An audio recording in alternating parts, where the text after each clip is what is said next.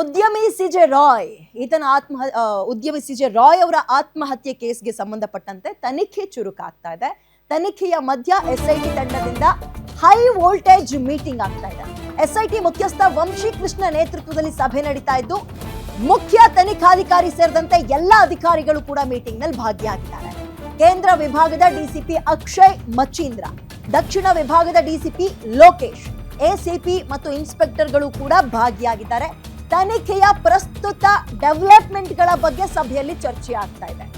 ಫೈಲ್ಗಳ ಪರಿಶೀಲನೆ, technical reports, CDR report and ಜೊತೆಗೆ FSL reports ಕುರಿತಂತೆ ಚರ್ಚೆ ಮಾಡ್ತಾ ಇದ್ದಾರೆ. ಪ್ರಕರಣಕ್ಕೆ ಸಂಬಂಧಪಟ್ಟ ಎಲ್ಲ ಡಾಕ್ಯುಮೆಂಟ್ಸ್ಗಳನ್ನು ಕೂಡ ತಂದಿದ್ದಾರೆ.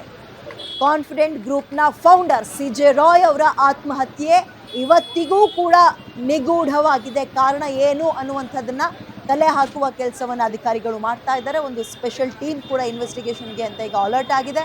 ಅಧಿಕಾರಿಗಳು ಈಗ ಎಲ್ಲ ಇಲ್ಲಿ ತನಕ ಏನೇನು ಡೆವಲಪ್ಮೆಂಟ್ ಆಗಿದೆ, ಏನೇನು ತಿಳಿದು ಬಂದಿದೆ, ಅನುಮಾನಗಳು ಯಾವುದಿದೆ ಎಲ್ಲದರ ಒಂದು ಡೀಟೇಲ್ಸ್ನ ಕಲೆ ಹಾಕ್ತಾ ಇದ್ದಾರೆ.